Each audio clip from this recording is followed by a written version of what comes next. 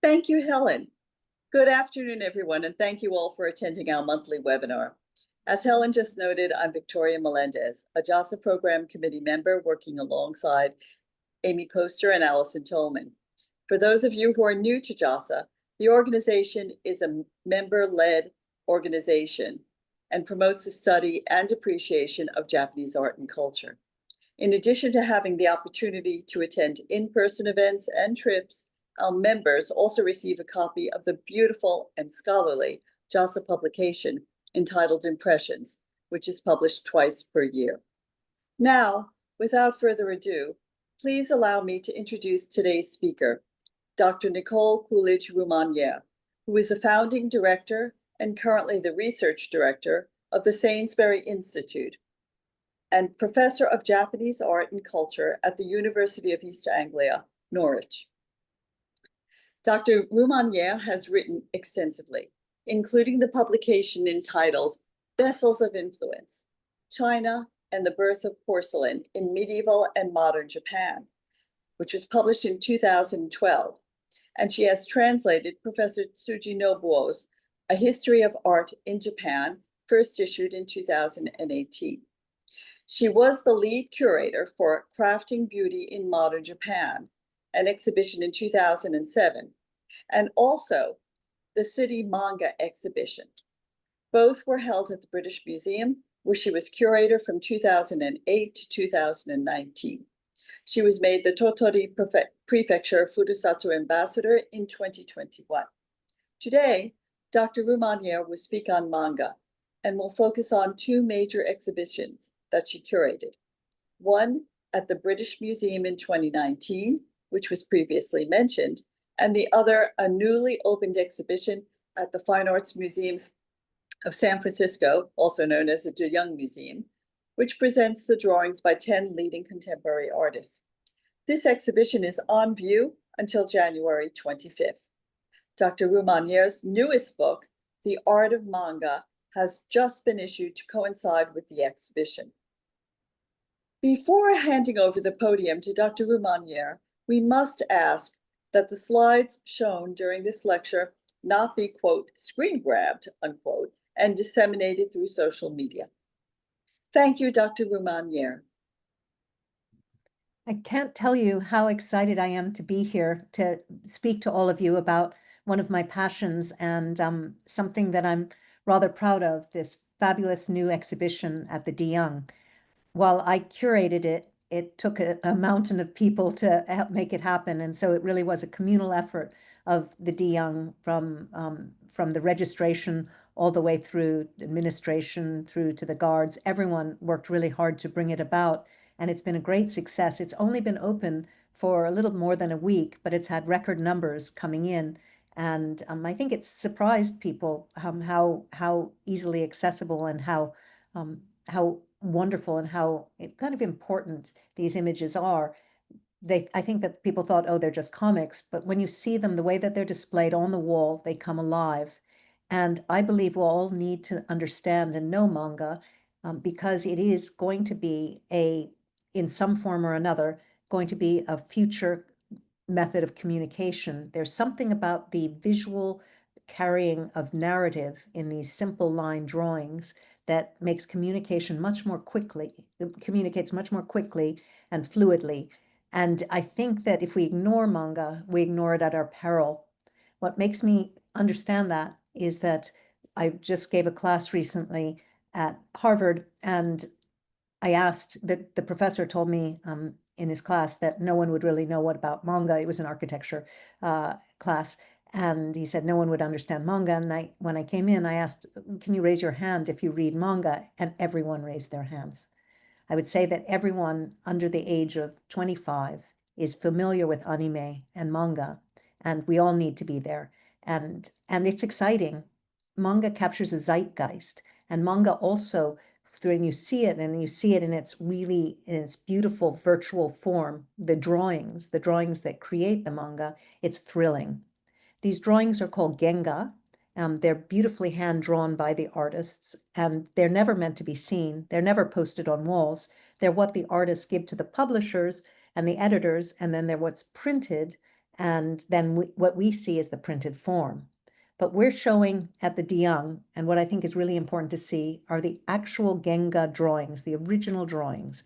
And when you see them, you can't unsee them. And then when you look at the printed manga, it looks differently because you've seen these drawings, you've seen this process, and it becomes more visceral. Genga, these drawings are very precious, not only because they are the part of the whole lineage of the manga production process, but also because they're the possession of the artists. Every single drawing in the Diang is borrowed from the artists. So they're in their artists, in their houses, in their warehouses. They just aren't normally circulated. I'm going to show you. Oh, wait, I'm getting a little ahead of myself. These are the 10 artists. You can see 2 in black and white, which are our pillar artists, and then 8 deep dives. But I'm going to show you a little bit of a reason why these genga drawings are important in just a moment. I'm going to introduce the British Museum first, and then we're going to look a little bit more at the drawings of the Diang. In 2019, I created with a team the city exhibition manga and in the British Museum. And what was interesting about it, first of all, it was the first major exhibition in the Sainsbury, in the major exhibition space, the Sainsbury Galleries, that was Japanese. And their first exhibition was of contemporary Japan, of what is called in Britain, or at least at the British Museum, ephemera. It's interesting also that this exhibition was 2 minutes away from the Rosetta Stone. And in a way, you could almost think of the Rosetta Stone as a partaker of meaning in a similar way as manga, although manga is much more visually compelling, although the Rosetta Stone obviously unlocked history for all of us. But what was interesting to me, particularly doing the British Museum exhibition, was the reaction against it. A lot of people felt that this material didn't belong in the museum. That was the case for some of the older curators and some of the people around in the museum, but that's not what the visitors felt, because they flocked to the museum and it was a huge success. And in fact, it broke records in visitor number and also, importantly for manga, merch. The goods that are associated with manga, which are part and parcel of the whole experience. The shop sold out numerous times. And it really was a big wake-up call to many people in the museum. I'm showing you right here the poster, and then you can see this poster in the front of the museum. What's interesting is that it's an Ainu girl. This is from the manga Golden Kamui, which is a fabulous one. And it's drawn by an artist from Hokkaido who was very familiar with the Ainu and was good friends with them. And so he was very fluent, and what he's drawing is completely accurate. It was part of his manga, but manga are long-running things, and we'll see this in a moment. But you know what you draw in the first volume, and then when you're down to the 20th volume, sometimes changes. This was an image from his early drawings. And when we said we wanted to use it for the cover image, for the lead image, the artist Noda Satoru Sensei said he was going to redraw it. And he did. He actually redrew it and changed just small details, but they were very important to him. And what that said to me is it's interesting. Manga artists are often about authenticity, about their careful nature with detail, about fine drawing. He could have just left it, but he redrew it, and that's the image that you see in front of us right today.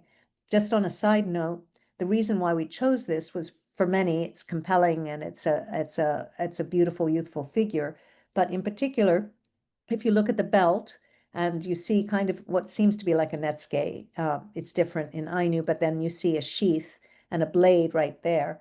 The casing of that was modeled on a casing done by Kaizawa Toru, Ainu wood artist who's absolutely brilliant. And the British Museum, we had just commissioned him to create a sculpture for the Japanese galleries. So it was kind of nice to have this copacetic image where we have the Kaizawa Toru sculptures in the Japanese galleries that I feel crown the British Museum. But we're going to go on and I'm going to show you the actual exhibition itself. Now, I'm sure all of you know the difference, but in Japan, museums have two names. There's a Hakubutsukan and a Bijutsukan. A Hakubutsukan is what the British Museum is. It's a history, science, archaeology museum. And a Bijutsukan is an art museum. This came about in Japan, as I'm sure you're aware, in about 1872, when the term for art was created, as Sato Doshin has gone into quite carefully. But the word art was taken in Japanese, bijutsu, was taken from the term schöne Kunst in German. And this was to participate in the Vienna International Exposition. So the terminology around art is a relatively new one. And on top of that, Kinoshita Naoyuki, a very, very bright, wonderful professor from Tokyo University, but now head of the Shizuoka Prefectural Museum, has shown that universities, museums, and zoos were all introduced in the same time, around in the early 1870s, into Japan on similar structures.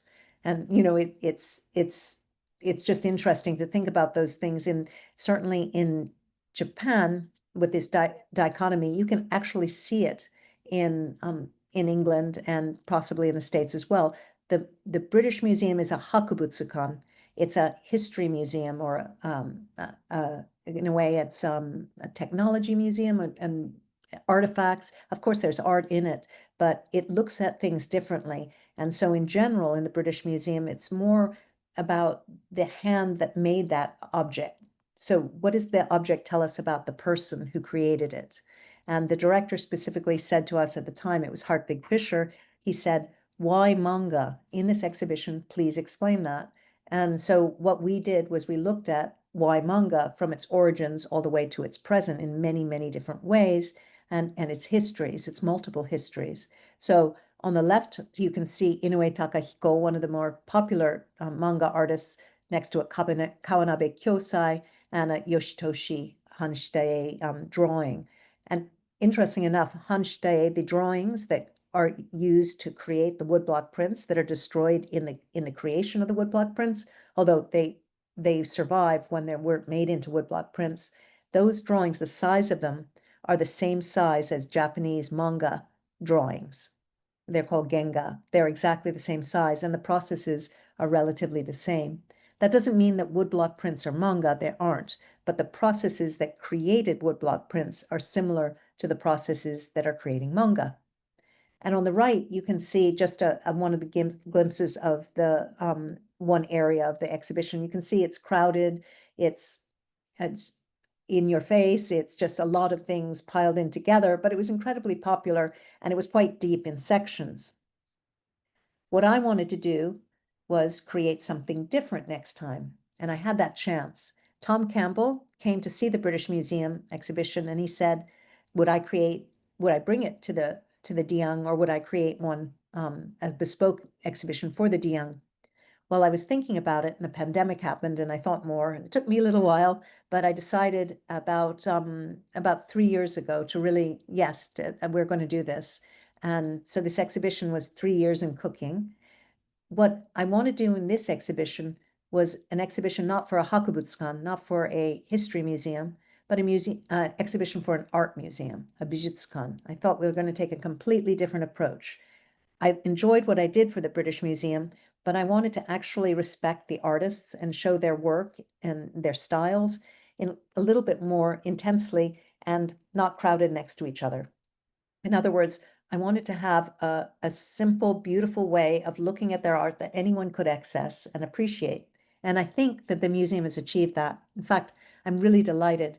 The designers were top-notch, and you'll see in a moment, but there is a pacing and a calmness to it. So even if there are 4,000 people coming in that day, you don't feel crowded. You feel that there is a flow. But I want to explain some of the complications and some of the challenges, and then I want to introduce the artists, because the artists are really the stars of the show, and their work is so extraordinary. I think when you start to see them and these drawings, it'll hopefully get a desire for you to get on a plane and go to San Francisco and see it. I don't believe this exhibition is going to happen again. I'm hoping it will travel. There are no plans yet. I'm hoping it will, but I don't believe it can happen again. And there's several reasons for that, which will go in the end if there's time. but it took an intensive 3 years to do this. Now, what I'm showing you here are the 10 artists in little slices, and this is the cover of the catalog, showing kind of a glimpse of each 10 artists and their particular interests or their particular, lead characters. The next slide I'm going to show you is the permissions only for that cover. So this is a little bit of what I was saying, why this exhibition is not going to happen again anytime soon, is that to get the permissions to show this work is grueling.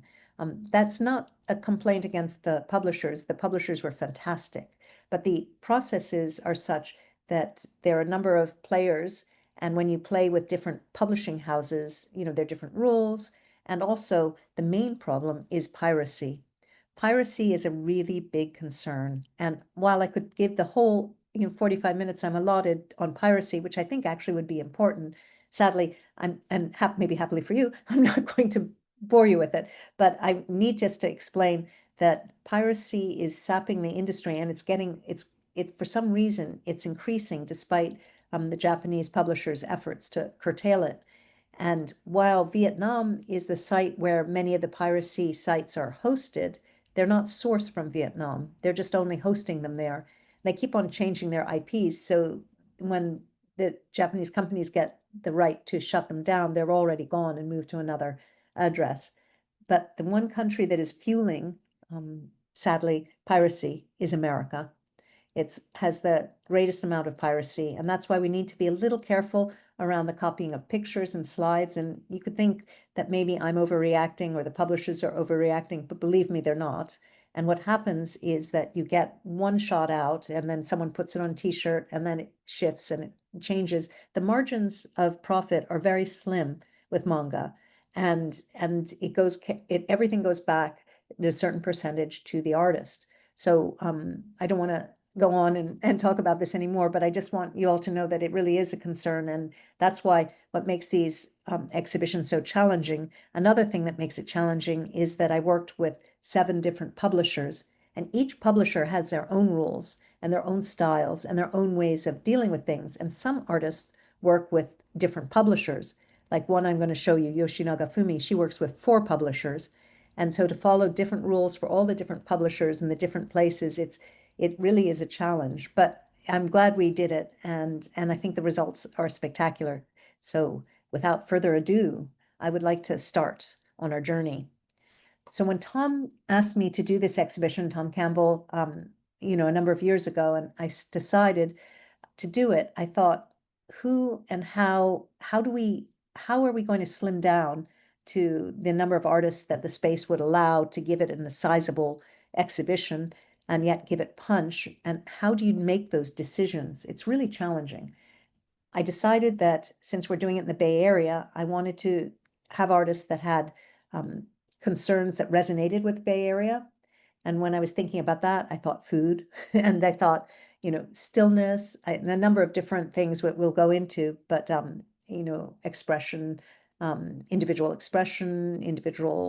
expression of sexuality, and all of that. So we narrowed it down that way. But also, what I wanted to do was show how manga evolved from the 1970s onwards. So the exhibition focuses on the 1980s onward with 2 artists, Chiba Tetsuya and Akatsuka Fujio, who worked mostly in the 60s and 70s, as the pillars that are propelling us onward.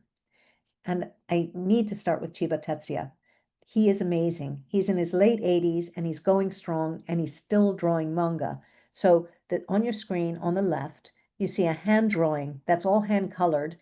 He created that, and recently he draws 4 pages every other week and publishes what is a diary of a leisurely diary, a diary of his life and of his life in the world of manga.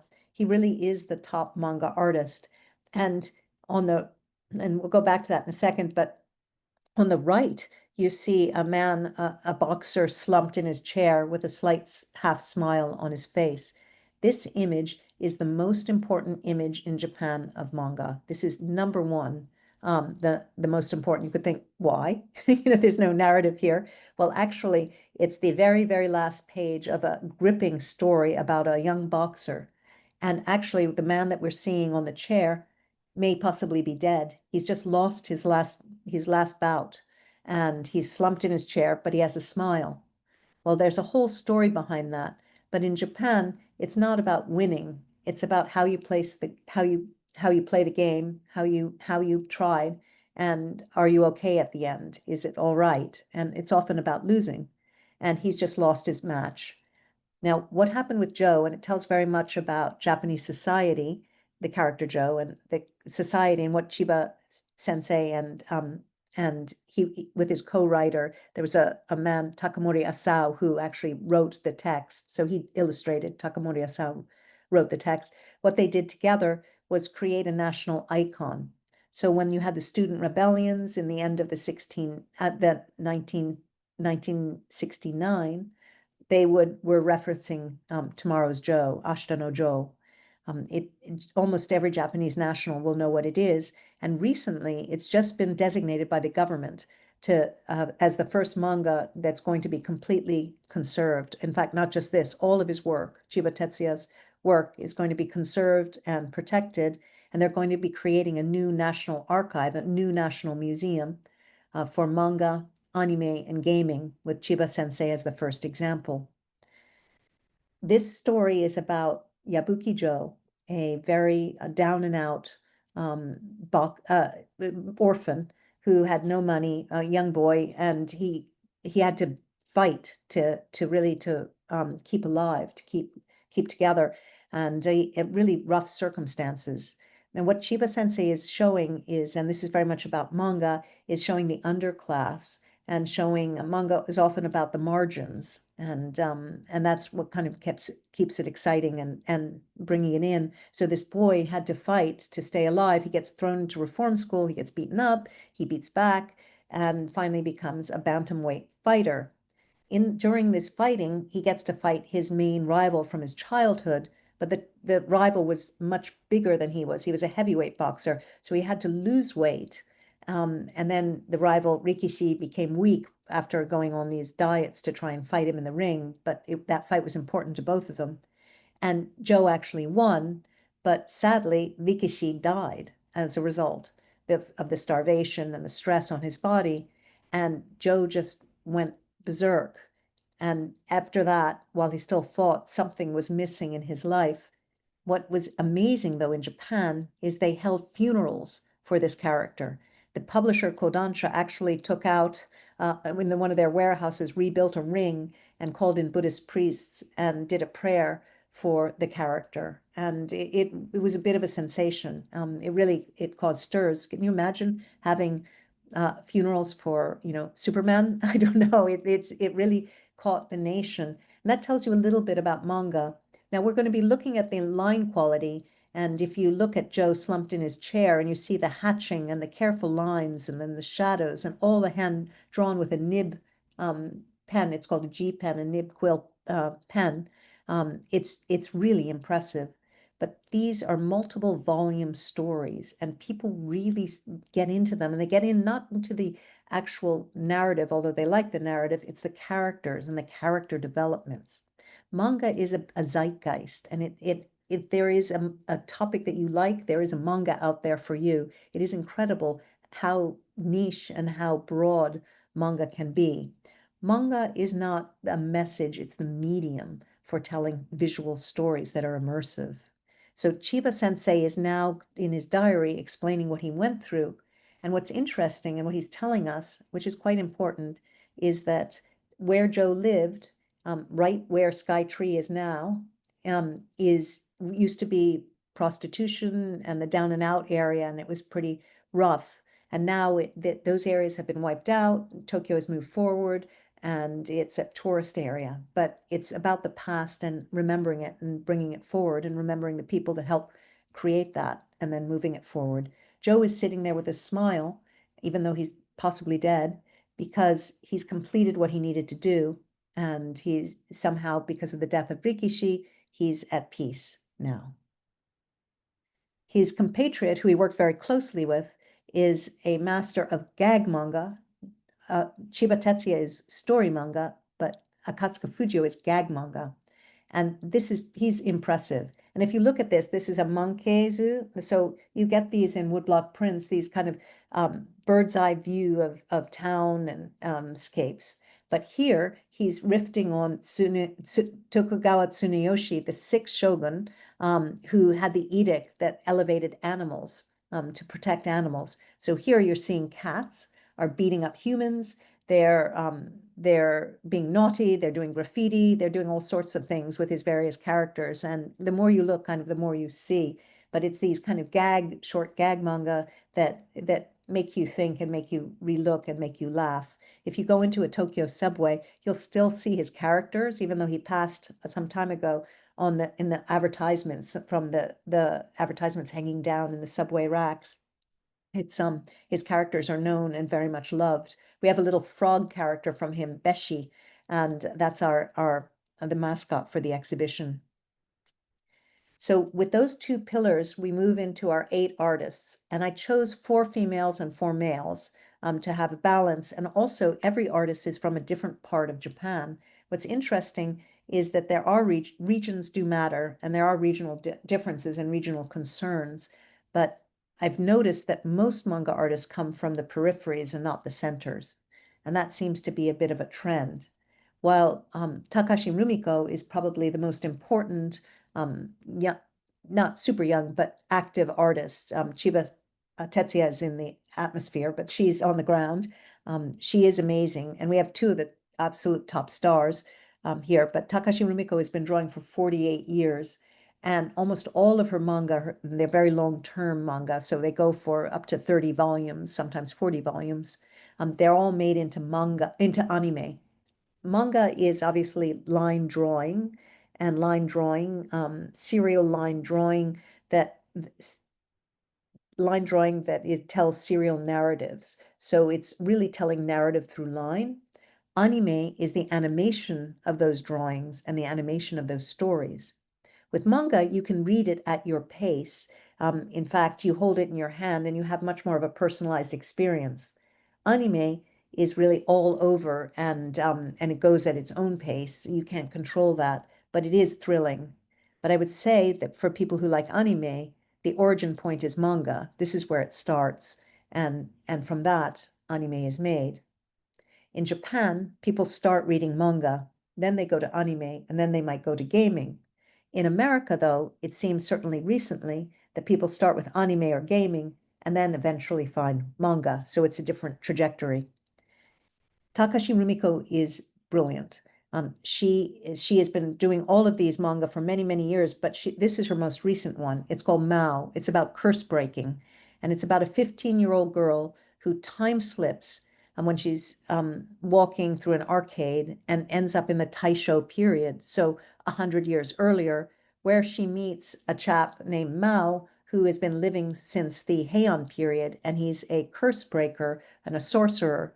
And she's learning with him about the 5 elements, how to break the curses, and really about life in the Taisho period, going back and forth.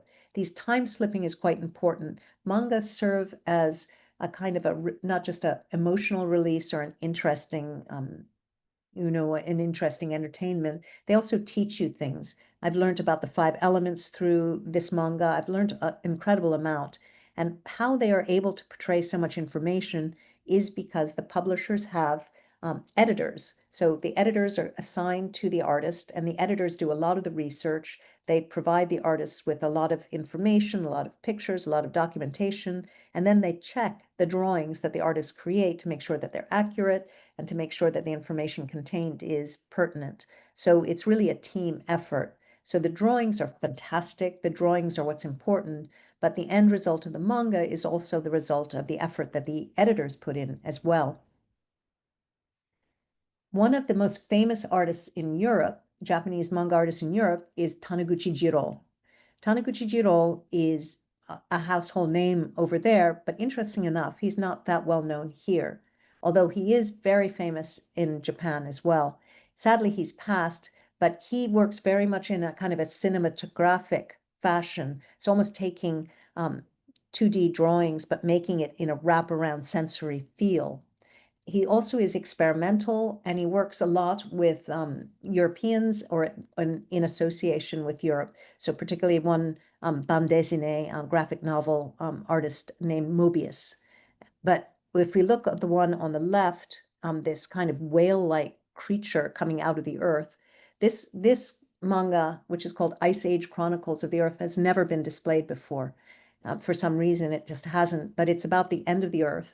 We've polluted it, and the earth is taking over and creating its own life and its new life. And you can see this new life being born. It's an amazing manga, and it's a visual delight.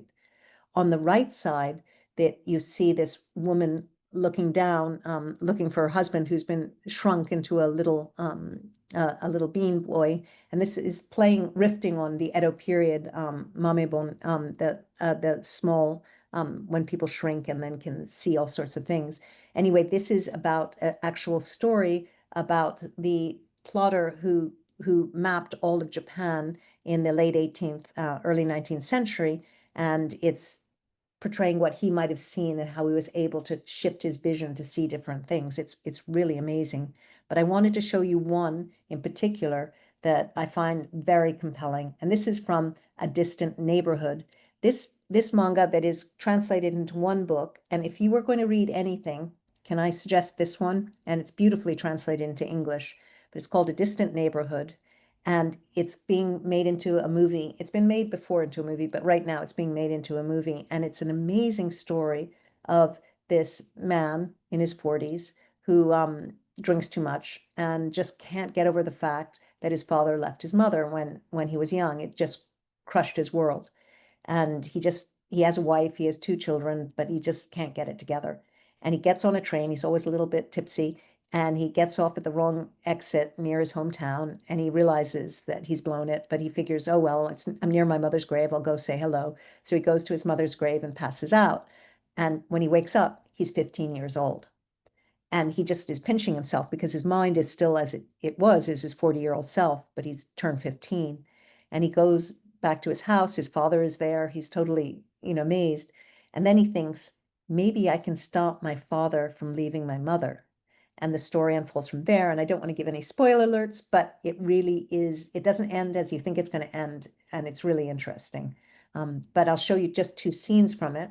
One is if we look on the right, do you see how you see the sky and then the sky coming down through the trees, the clouds in the sky and reflecting on him and the sunlight through the leaves? There's Japanese terminology for that, but that's a very specific effect that you see in a lot of Japanese art, but I think it's used to really good effect here. And we see many of the manga artists that I'm showing have this effect. And then on the left is a scene where he's trying to get his father to stay. And you just see him reaching out with his hands and the angst.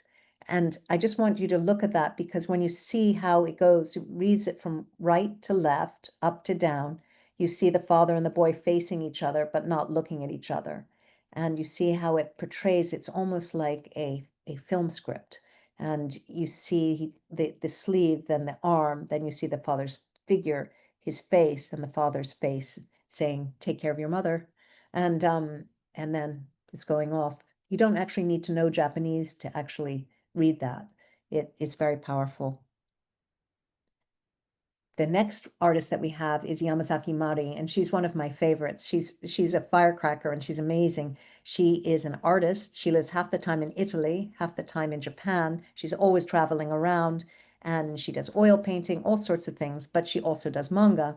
And her famous one was Taramai Romai, which is on Netflix.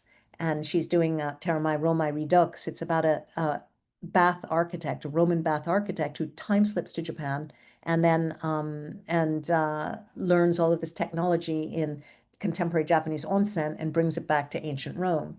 So here you see Lucius, our Roman architect, all of a sudden coming out of a Japanese bathtub, and he's completely amazed, like the hair dryers, or the stool, all of these things. It's just new worlds for him. In the middle image is her story of the life of Pliny the Elder and his death in Pompeii. and it's really gripping. It's historically accurate, but very, very gripping. And what she was trying to show is that Roman mythology and Roman histories are actually very similar to Japanese mythology and Japanese histories. They intersect and intertwine, and there is a lot of resonance there. On the left side, she's done an incredible 6-volume manga on Steve Jobs. This is taking Walter Isaacson's biography and adapting it. But she said, while Walter Isaacson's biography is excellent, and certainly is, it's really a challenge to take words into images. He can talk about computers, but she actually has to envision them. She has to actually make the scenes feel real. And she certainly did. I just want to show one last one she did of Palmyra. And this is a tribute to Khaled al-Assad, who was in charge of the site, this UNESCO World Heritage Site, and he was killed by IS. And she did a wordless manga in tribute for him, which is really, really gripping. And we show the full thing in the exhibition. The kind of heart of the exhibition, and I'll have to speed up because we don't have that much time, is time left, but don't worry, we're almost there, is Araki Hirohiko's JoJo's Bizarre Adventure. And it's fashion, it's 3D imagery done in 2D, but these sculptural figures are almost stepping out at you. And it's incredibly popular. In fact, the Met Gala this last year, one of the top male models in this fabulous costume was a tribute to JoJo, of JoJo's Bizarre Adventure. Yamashita Kazumi, she is a relatively unknown in America, but very, very famous in Japan. And I felt very strongly about bringing her work here. Her line quality is exceptional. She is a beautiful, beautiful drawer. But not only that, her stories matter. They're about AI, about control, about taking writing away from people and taking knowledge away from people, and then gaining that knowledge back. It really is beautiful. We, of course, at San Francisco, we have to talk about freedom of expression and freedom of sexual choice.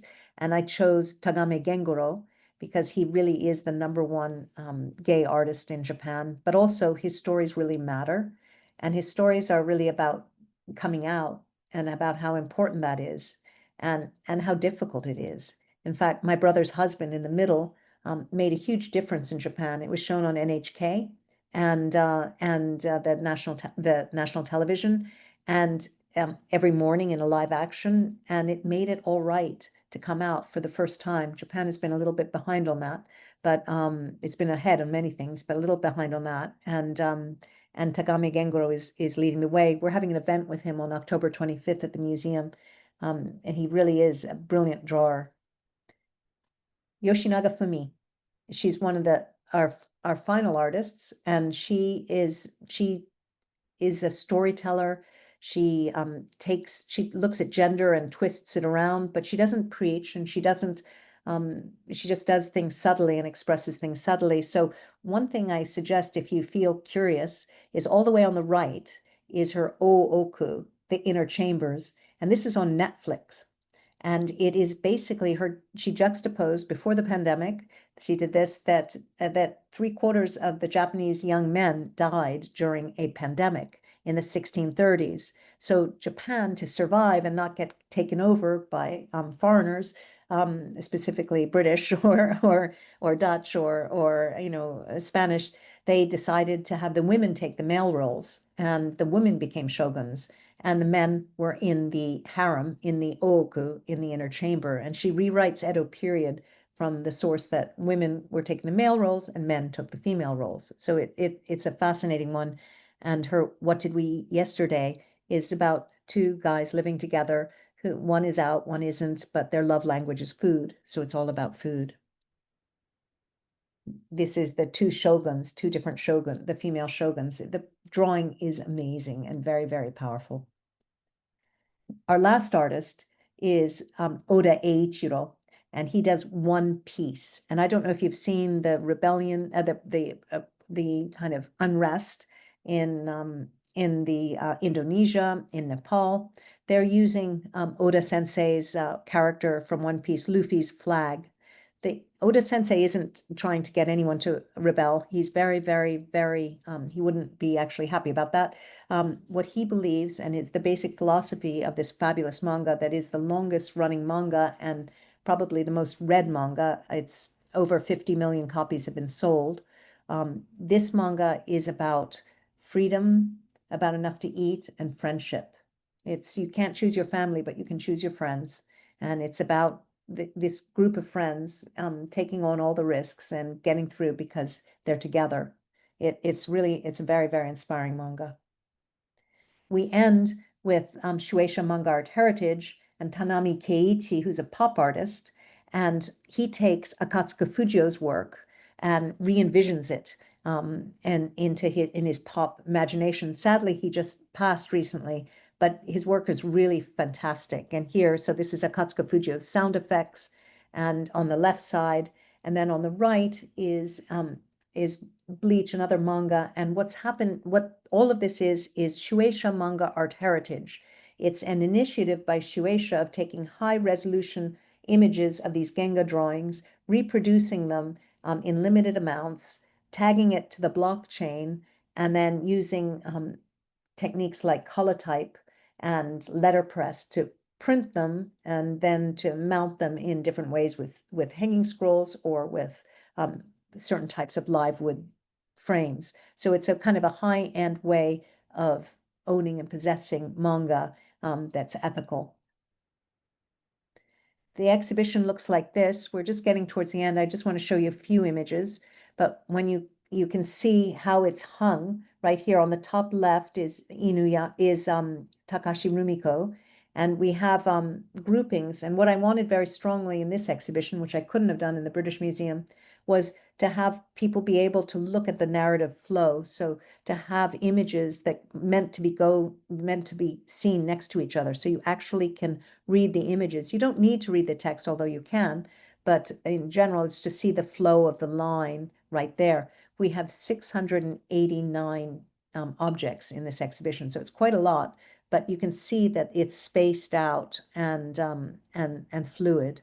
On the bottom left, I just want to draw your attention. These are hand painted. It's a 12-panel screen, hand painted life-size drawings by the creator of JoJo's Bizarre Adventure and Araki Hirohiko, of all of his characters, his main characters in the screen. And he wanted very specifically that they be on our height so that it's like the characters can walk out into our space and then, or we can walk into their space. So he didn't want us to cover them. They don't have plexi or anything like that. They're just right there with just the step to separate the people from them, but it is really an effective space. Finally, the last thing I'll say before I end is we have a separate free exhibition upstairs. This is by Okamoto Masashi from Shueisha Manga Art Heritage, and it's about how manga are printed. So this is looking at one piece only, and we see the printing presses, the printing tools, and then there is a 4K video of the actual printing room, and you see all of the steps in it. And it's set to jazz, to the printing movement, to the printing noises of the room. So it's a little bit esoteric, but he also took every single page from one piece only, this epic manga, pasted it on the wall so you can actually circumambulate the room and almost imbibe the manga as you walk by it. Thank you very much for your attention, and I hope you will come to the museum and actually see it for yourself.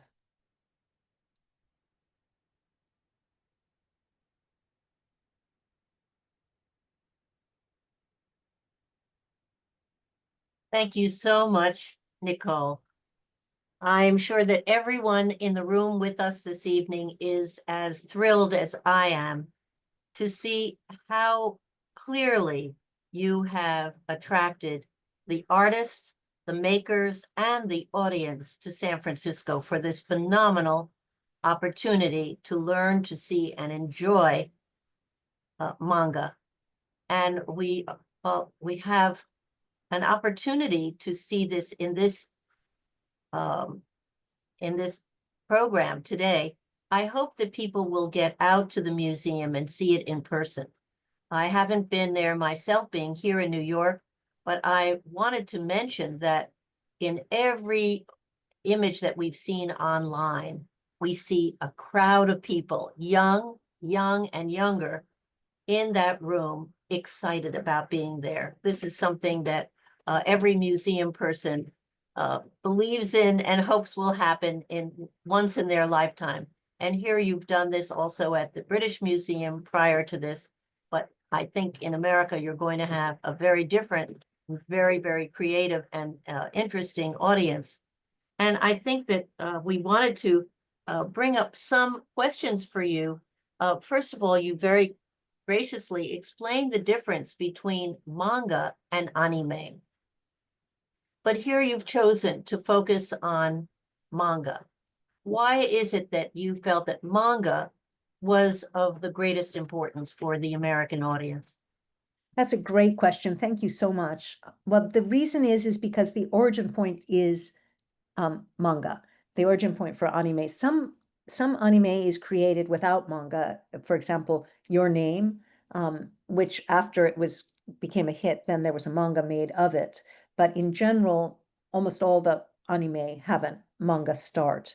But also, more importantly, if we're looking at the artist and the artist's works, the artists are drawing the manga, and then that's the inspiration for the anime, but there could be hundreds of people working on the anime and not the artist. The artist doesn't have much to do with the anime. They might add it overall and give some advice, but it's taken over and it's very different from the actual art of the drawing. I wanted very much to show the artists and their work, because what's happening now, and if you don't mind me just mentioning this, is that artists are slowly and gradually but surely switching to digital drawing. Analog drawing is going to become a thing of the past relatively soon. In this exhibition, we mostly have analog, but a number of the artists are switching recently to digital, so we show them side by side. So I'd say, I don't know, I haven't counted it, I should have done, but maybe 75% to 80% of the exhibition is analog, but some is digital. So you can see it right next to each other, and you can see the difference. You can see the line quality difference. I know that a lot of artists are not happy with the anime that's made of their work. They feel that it doesn't reflect their work, but some are happy with it. So for example, Oda Eiichiro, One Piece, he really is very happy with the anime, and he's very hands-on, and he works with it, including the live action, which is now the second season is going on in South Africa, and he's on site and he's very proactive. So they're different experiences, but I felt it's important for us to get to the origin, to enjoy the line drawings while we still have a chance, and to see this, because these drawings were never meant to be displayed, so they're very ephemeral in a way. You could say any drawing is ephemeral, but specifically the color, they use Copic, which fades before our eyes, as we're looking at it. So we're just very lucky to have these images. And I thought, well, just focus on the core, the source. Before we get on to the many questions that are in our Q&A section, I wanted to also ask you about labels and translations. How important do you feel this is to the appreciation of the manga? Thank you for that.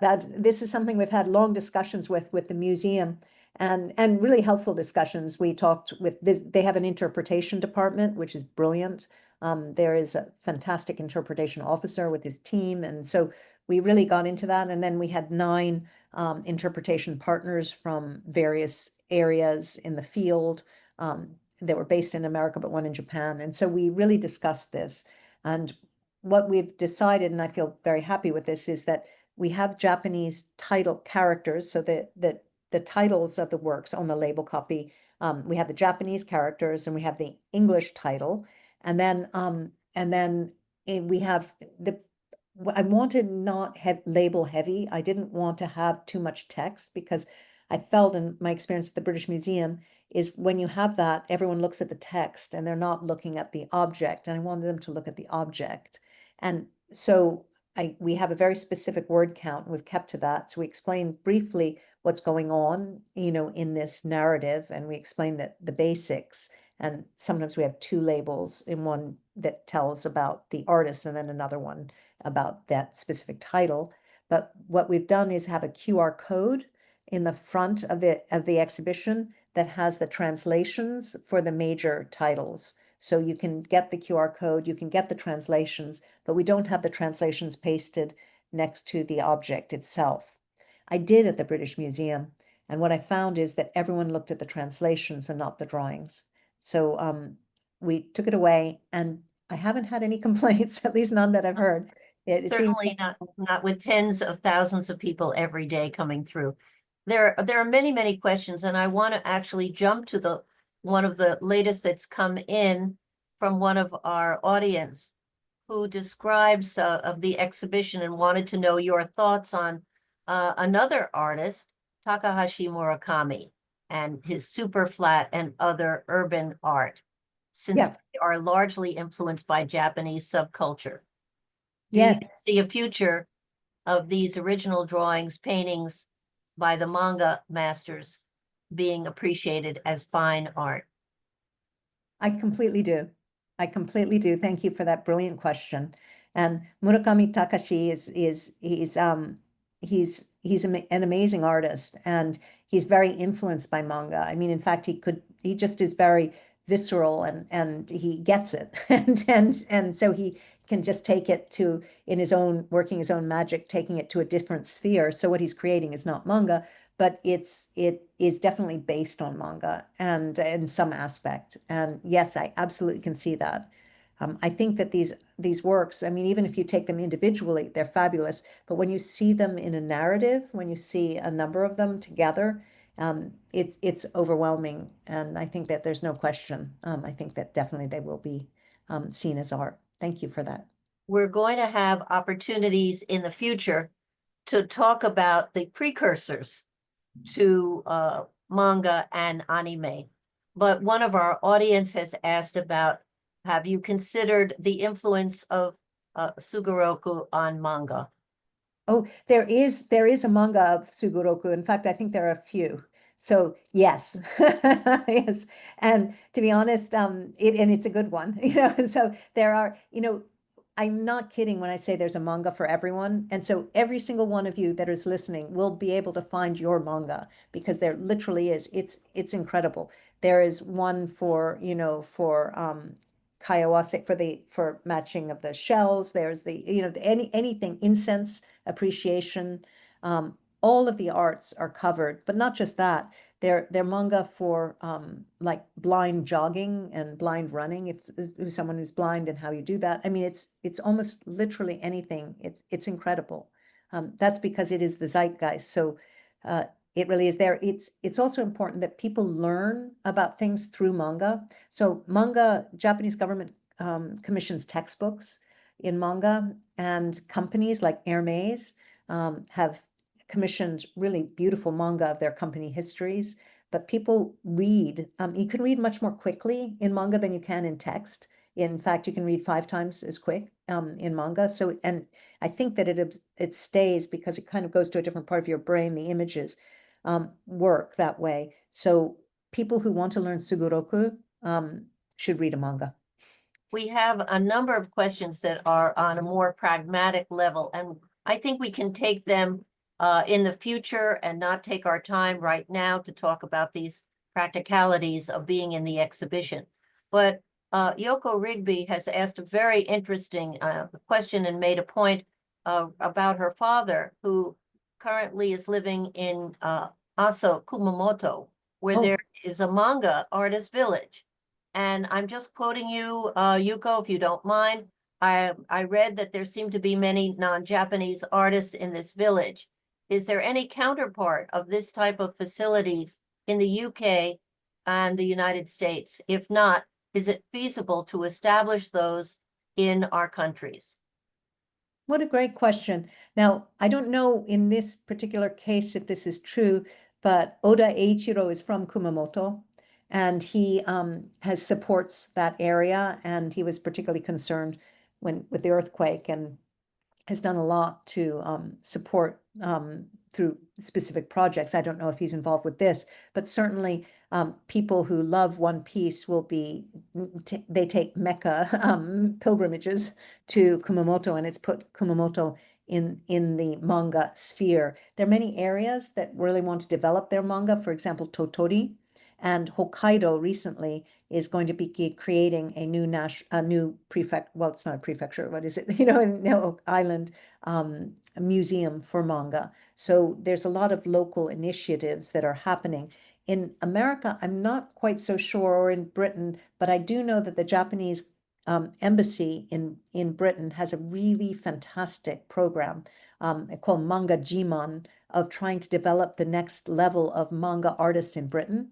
And even if they're young, they just apply, and then the winner gets a ticket to go to Japan, and it's all set into that process. And the Gaimusho, the Japanese Foreign Office, has a manga support initiative to help manga artists in Europe and in America come to Japan and learn. There's a new Bunkacho initiative to bring Japanese manga artists to America to get influence from America, but also to stimulate American interest in drawing manga. So there's a lot of new initiatives that are popping up and coming out.